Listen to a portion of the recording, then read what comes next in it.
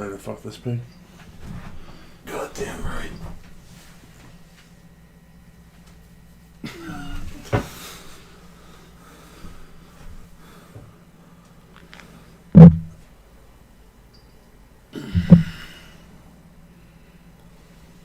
Did you tweet it?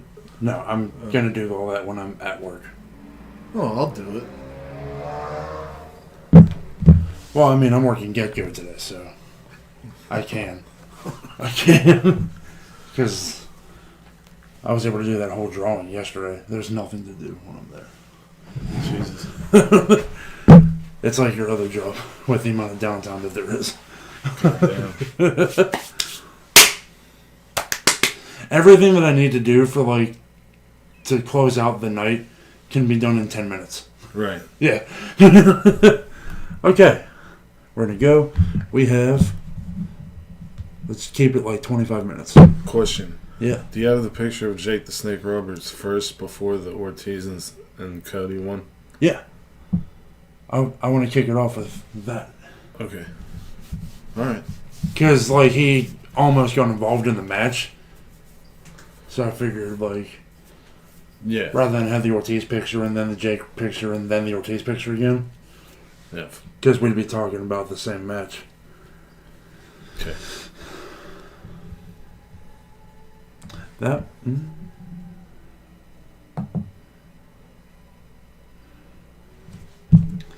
That was all on the recording, I think.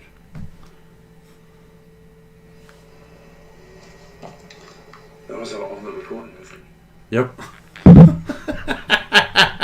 Bloopers! Hey everybody, welcome to the stream. Yep. Bloopers! Hey everybody, welcome to the stream. You are now entering Armbar Audio.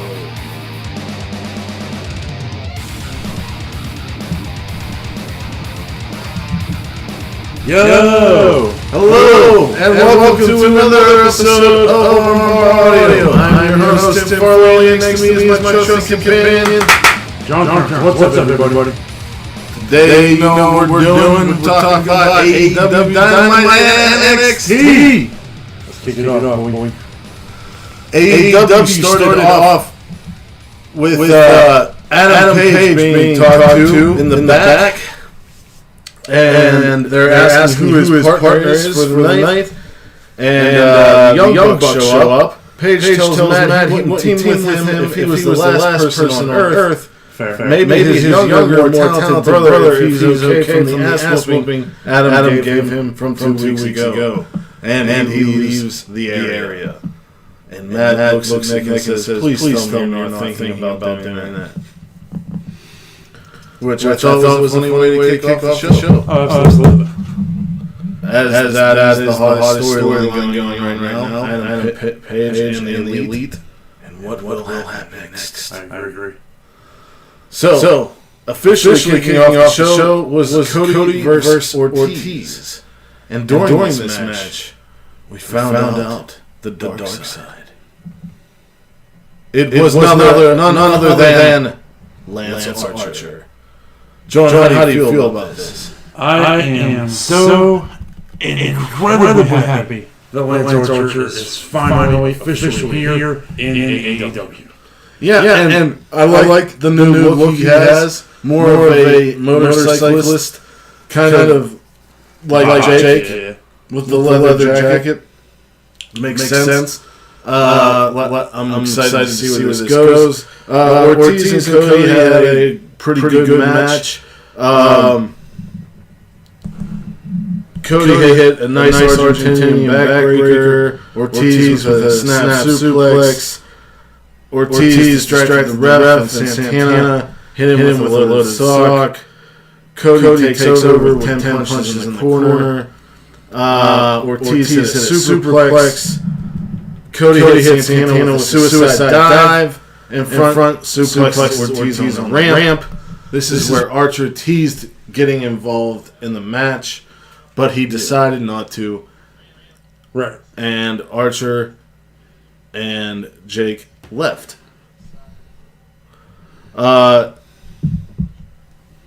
Cody hit a dragon screw through the ropes and stomped the leg of Ortiz, then locked in the figure 4 for the win. Afterwards, Santana hits Cody with the Mad Ball again, and Anderson, Omega, and Matt Jackson make the save. Jericho pops up on the screen. And what happened? So Jericho said, hey, I forget what the lead up to it was, but it wound up being them showing Cody and Matt.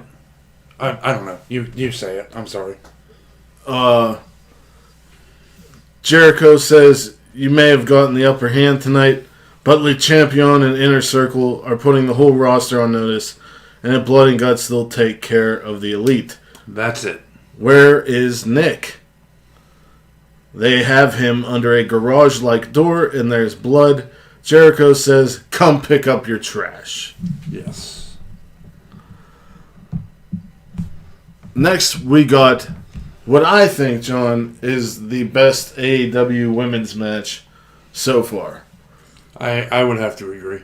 Chris Statlander and Hikaru Shida against the Beast, the Native Beast, Nyla Rose, and B. Priestley making a return from Stardom. This was a great match. They all hit moves that looked like they were laying it in. Hikaru Shida even hit a Falcon Arrow on Nyla Rose, which was outstanding. The end came when Nyla Rose hit a spear and a power bomb, I believe, onto Hikaru Shida for the win. After the match, B. Priestley attacked Nyla, lifted the belt, and tossed it to her. So it looks like B. Priestley has her eyes on that AE Women's title as well. Yes. I'm going to say we're probably going to see some build up to that, and that might very well happen at Double or Nothing. I don't know. That crowd was really hot for Shida. And Shida should be the one that goes after the belt next. I mean, they were chanting, Shida, Shida. Mm-hmm. And I don't know of any other female on the roster that's gotten chants like that yet. Me either. Except Riho, maybe. Yeah. We then got a hilarious promo by Christopher Daniels, where he kind of took the role of the spokesperson for the Dark Order. He challenged both Evil Uno and Stu Grayson to singles matches to prove that there is no Exalted One. Go out of your way and find this because it's pretty funny stuff. The next match was MJF and the Butcher and the Blade versus Jurassic Express, who, of note, won 3 of their last 4 trios matches. Now, John, what does that say when they're telling you that on screen? That they're setting up for a trios title, and they should have from the beginning. I've been saying it the whole freaking time. Yes. Trios division is probably happening. I'd say it's pretty much confirmed. Not only that, but we got another trios match on this card, which was fantastic. There was a point where the Butcher and Luchasaurus were going head-to-head, 3 headbutts, Luchasaurus with kicks, and then a big lariat by the Butcher, which was fantastic. Jungle Boy got a hot tag and hit everything on everyone. Yeah. Which was fantastic. Luchasaurus hit a double chokeslam and a standing moonsault. Marco goes wild on MJF, but the Butcher shoved Jungle Boy, and Wardlow throws Luchasaurus into the steps as MJF tapped Marco with the Salt of the Earth. Yeah, I'm going to say Marco was probably the MVP for Jungle Express or Jurassic Express in that match. Like, he was really laying them in. And for a small guy, he's not afraid of going after a guy like the Butcher Or even somebody like MJF that has a big size advantage on him. Yeah. I believe he had a tornado DDT on the Butcher. After this, Tony Schiavone was out there with Britt Baker. Britt Baker getting all the heel stuff in about Utah, where they were, right. and saying that she's looking at the crowd and it looks like a family reunion. She will lead by example to be a role model, and you could be a janitor or you can be that construction worker, blah, blah, blah, blah, blah. Big Swole comes out and starts talking trash. And Britt says the only person people care about wrestling in your family is your boyfriend. And Swole shows her the ring and says, "I'm married, baby." And thunderous applause. Britt throws the coffee on her and runs away. I think, what did you think about this segment, John? I thought it was very well done. Yes. I say it's well done. There are people that are still wanting to hate Britt Baker and don't want to admit that she's doing fantastic heel work here, especially going along and saying how much everyone loves her and talking about how like you're cheering me on is what makes me want to do this when they're all booing her. Right. It's perfect. And I think we're getting Swole versus Baker as possibly a full-time feud, and that would be good for me. I agree. Next, we got Death Triangle versus Private Party and Joey Janela. And boy, were there some spots in this. Hell yeah. We had a gin and juice, but instead of a cutter, it's a Death Valley driver because it's Janela instead of Isaiah Cassidy. Then a senton bomb and a shooting star press by Private Party for 2.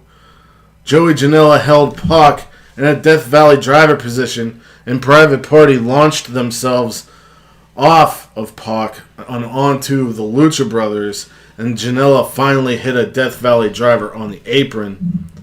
The Lucha Brothers hit a package pile driver double stomp combo. Then Pac hit the Black Arrow for the win. They kept attacking, but Best Friends and Orange Cassidy run them off. Next week is Lucha Brothers versus Best Friends and the reveal of the Exalted One. Bum, bum, bum. And also, I believe, a 6-man tag between the Inner Circle and the Elite. Yes. That I think that's supposed to be the main event next week. Okay. And that match is going to determine who has the main advantage for Blood and Guts. All right. My favorite spot in the Triangulo de la Muerte versus Private Party Joey Janela, which I'm going to refer to as Bad Boy Party, I guess. Yeah. Was Rey Fenix with that insane kick on the corner that he did. You know, when he walks the ropes and does like a spinning back kick? Yeah, he plants one foot on the rope and springboards off and spins around and hits like a heel kick on, I think it was Joey Janela that he hit with it, and just knocked him off of the ropes and onto the apron. That was insanity. Rey Fenix is so freaking good. I agree. I agree. So main event time. Who I was gonna say? Oh, go ahead. The Exalted One. I picked Christopher Daniels a while ago. Obviously not him. It's obviously not Archer. You're saying Hardy? Who else could it be? I kind of want a callback to Lucha Underground with Katrina and Mil Muertes. I think it would fit. Or Rosemary. Rosemary has been seen in pictures with Allie. It would be lately, really cool if it was Rosemary. And I think it'd be interesting if it was James a female. Yeah, or him. But, yeah, so next week, we don't have to sit around and wonder anymore. We're going to find out. It's just evil, you know. We all know it. I certainly hope not. It's just going to be him. Hey, Brian, how are you? Hey, thanks for joining. So, we get the main event. And the mystery tag partner is... Dustin. The Natural. Dustin Rhodes. Who comes out to the ring and is told by Adam Page... I didn't ask you for your help. Yeah, I never asked for your help. Was he planning on going out there and fighting them by himself? Cowboy shit, man. Cowboy shit. Either way, they made for a great duo. Which, obviously. It was a pretty good match. Sammy and Jericho are just so hateable. Yeah. But in the best way. I mean, like, when they pose together and shit, oh my god. Turns my stomach. So, Dustin and Page took control of Sammy, but Jericho hit a springboard dropkick and drinks Hangman's beer. Hangman punches Jericho and drinks, but Sammy penalty kicks him. Page suplexes Sammy onto Jericho. A bulldog and uppercut by Dustin. Dustin blocks the lion salt. Fall away slam to Sammy. Dive onto Jericho and a sliding lariat to Sammy by Hangman for 2. Simultaneously, a moonsault to the outside and a crossbody to Jericho and Sammy on the inside. Jericho stops a buckshot lariat and locks in the walls, but Dustin breaks it up. Jericho pulls Page off the apron, preventing a buckshot lariat, but Dustin hits a destroyer, and Page follows with a buckshot lariat on Sammy Guevara for the win. The Inner Circle beat down. It's an Inner Circle beat down until Omega comes down. They beat him up and hit him with a Judas effect and Codebreaker on Page. Cody beats on Jericho, but Hager takes him down. Jericho hits Cody with a chair. Then the Inner Circle go to super powerbomb Page off the stage. Yeah, the big thing with this was Cody had actually just gotten back to the arena from taking Nick to the hospital. Right. Nick and Cody had both, and Brandy had all, and I guess QT Marshall was out there with Brandy and Dustin. But Cody and Matt for sure and Kenny went with the ambulance to take Nick to the hospital. So they go to powerbomb Page off the stage like they did to Moxley last week. But Matt Jackson makes a save and whoops the shit out of all of them, then gives Page the finger, as Page helped them last week, and then gave the finger to Matt Jackson. Jericho hits both of them in the head with a chair, and the Inner Circle pose on Matt and shoot the bird. I love that picture. So yeah, Matt Jackson took an unprotected chair shot to the head. So did Page. Nah, Heyman got his hands up right at the last second, but Matt's was completely unprotected. Yikes. Yikers. Moving on to... AEW gets a... Last week they got a B. I give it a B+. B+. That's fair. NXT took place at the Performance Center this week. And I'll say this. Big improvement over last week's show. Absolutely. The show started off with the North American Championship match. Keith Lee defending against Cameron Grimes. Cameron Grimace. This is a pretty good match with Grimes' speed and cleverness playing against the strength and power of Lee. Lee wins with the Big Bang Catastrophe. Damian Priest hits Lee with a nightstick and flees.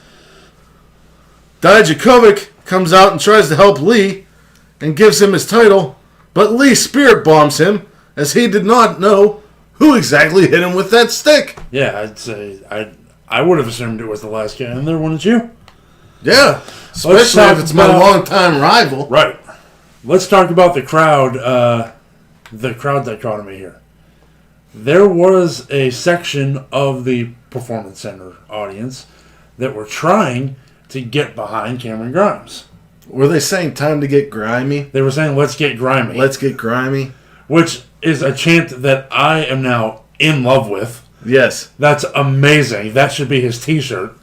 I agree. But they weren't having it. Those fans got booed by the other fans. And then they started basking in his glory chant. Which is amazing. The next match was a number 1 contender ladder match qualifier for the women. Mia Yim versus Dakota Kai. Mia Yim did some cold dodging, hitting different ropes, and then taking out Kai's leg. Kai hit a chiropractor. Raquel Gonzalez cost Kai the match, and Yim hit a code breaker for the win in a decent match. Afterwards, Gonzalez attacked Yim. Oh, Yimmer. Oh, Yimmer. Other than the match with Kaylee Ray from Worlds Collide, I'd say this was one of Yim's better showings. Yeah. And now we have Mia Yim joining Chelsea Green in that ladder match. Yeehaw. Next, we got Kushida against Raul Mendoza. Kushida! And Kushida's already in the ring. No entrance. No, he had an entrance. Oh, he did? Yeah. Oh, we just fast forward through it? Okay. When I hit play, it jumped to Pat. Yeah. All right. I take that back then. Raul walks the ropes, but is met with a fist and then a tope con hilo from Kushida. Mendoza with a twisting neck breaker and a lion salt for 2. I don't care what it's called. I'm calling it the lion salt because I've been calling it that forever. Salt, man. I'm not saying all these Japanese and Spanish names all the time, man. Somebody call up Excalibur, okay? You could hear him say all the fucking whatever the hell they're called. No one said anything to you, Tim. Well, I'm just saying. Sometimes I feel like I'm not doing my journalistic duty by not saying the... No, dude, it's a fucking lion salt. It's a fucking lion salt. Handspring back, elbow, and cartwheel basement dropkick by Kushida. They battle on the top rope, but Kushida flips Mendoza down and locks in a cross arm breaker for the win. John, you had some thoughts? When is it going to finally be time for Kushida to have a feud with somebody? To be in a program for the North American title, for the NXT title, for even the Cruiserweight title. I was just going to say, he should be the one to take it off Devlin. Yeah, he really should. This is a guy, he's competed at the Tokyo Dome. He's been at Wrestle Kingdoms. He's been in Best of the Super Juniors. He's won Best of the Super Juniors. He won the inaugural Pro Wrestling World Cup. And they have him fighting, and this isn't a knock on Raul Mendoza, but they have him fighting Raul Mendoza on NXT. That'd be like if they had him fighting Kona Reeves. Yeah. You're fighting the guys that they feed to the squash match people, and Kushida is past the squash match. Maybe they have a plan for him, but it's not time yet. I hope. Why not? Why isn't it time? Because they got Velveteen Dream is tied up with Adam Cole, possibly. You got Finn Balor is focused on Walter.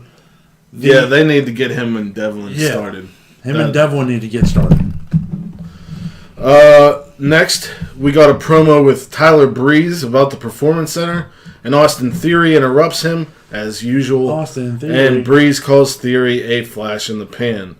So I'm guessing we're going to get that match next week or something.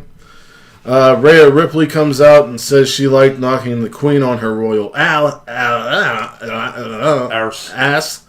And out comes Charlotte, and the crowd chants, "Go back to Raw." Charlotte says she's going to take Rhea to deep waters and drown the fastest rising star. They brawl, and Flair bashes her leg off the post and locks in the post figure 4, and the refs break it up. Charlotte stands on Rhea and raises her arms and then says to her, "You didn't even thank me for WrestleMania." Meaning, if it wasn't for Charlotte accepting the challenge, Rhea wouldn't have the biggest match of her life. We then see me. So now she's just trying to be Becky? I Is that what Charlotte's new gimmick is? I guess so. I will say the crowd chanted, "You don't go here," and Charlotte responded with, "I built here." Right. Right. So that was pretty sweet. We see Mia Yim talking about her win in the parking lot, and Raul Mendoza gets taken by two guys in suits and luchador masks, thrown into a van. No idea what the hell just happened. What is going on? This reminded me when the Ninjas took Samoa Joe and TNA, and it never culminated to anything. That's true. Yeah. And I'm thinking in the back of my head, this isn't going to culminate to anything. In a couple of months, Raul Mendoza is going to be back doing what he does, and no one's going to remember. But it's NXT, so they probably have something going there. Yeah. You brought up that it might be the Lucha House Party recruiting people. Right. Like, there he is. Get him. We don't know where Kalisto's been. That was so just... That segment was so out of nowhere. Like, so far out of left field. It started as a Mia Yim promo and ended up with a literal kidnapping taking place. It's nuts. It was nuts. We then got another number one contender qualifier for the ladder match. Tegan Nox versus Deonna Purrazzo. Deonna had a lot of good offense in the beginning with shoulder thrusts and focusing on the arm. She had a nice suplex for a 2 count.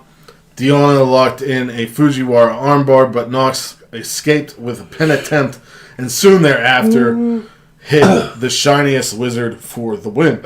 This was quite a quick match. So we got Chelsea Green, Mia Yim, Tegan Nox. It's already shaping up to be a damn good ladder match, I'd say. Yes. Next week, we will have Candice LeRae versus Mercedes Martinez for a qualifying match. The main event of the show, the Broserweights versus the Undisputed Era for the titles.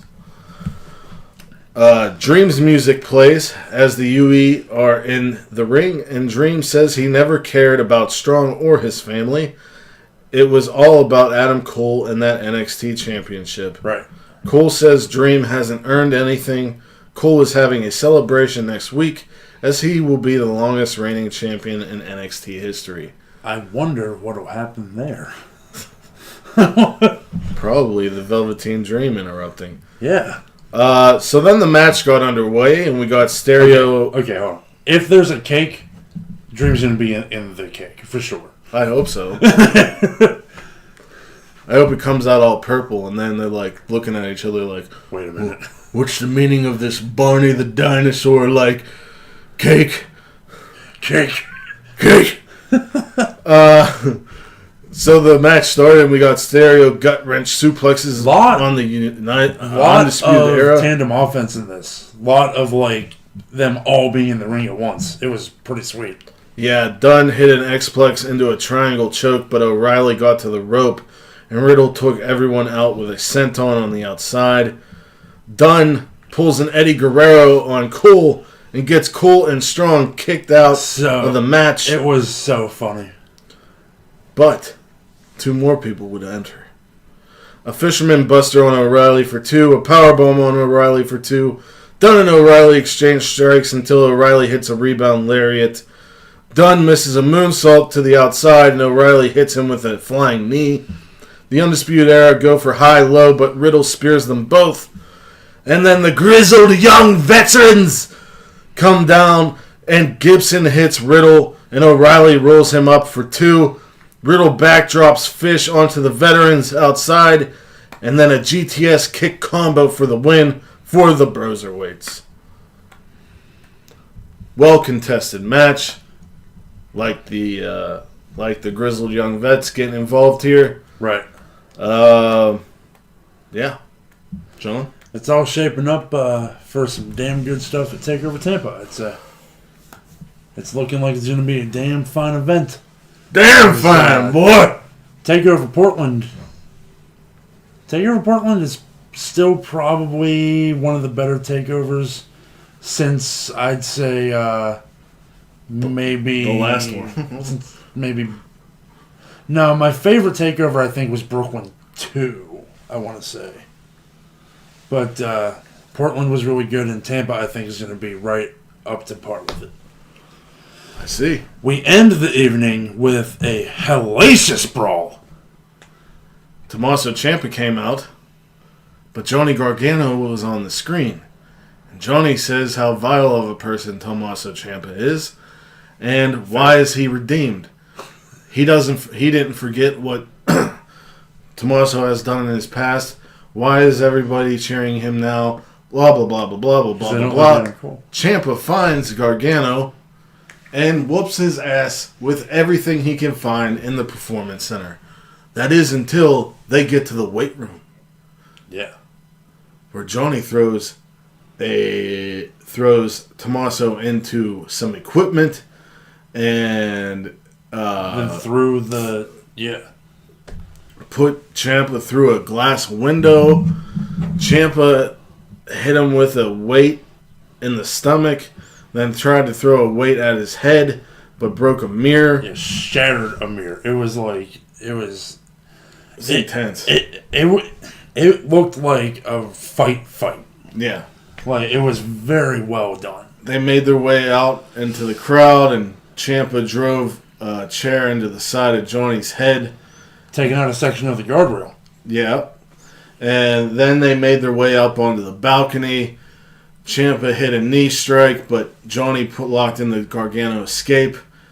And Johnny was about to leave, I think. Yeah, no. No, he was teasing a super kick off the thing. And they ripped up parts of the bars. The railings, yeah. And Gargano started talking shit. And Ciampa shot right up, put on the air raid crash, jumped off the balcony through the announce table, thus ending this week's NXT. This week's NXT gets a solid B. Solid B. From me. Last week they got a C-. Right. So, big ups. Moving on up that ladder, pal! Pal. Listen, pal. We will be back on Saturday. To go over Ring of Honor's 18th anniversary show! Ring of Honor show. A Ring of Honor show. Because this one looks like it's going to be pretty good. And with Marty Scurll as head booker, I have full confidence that it will be much better than anything Ring of Honor's done in the past 3 years. El Toro Blanco Rush puts his title on the line against Mark Haskins. There's a bunch of other good matches, but I can't think of them right now.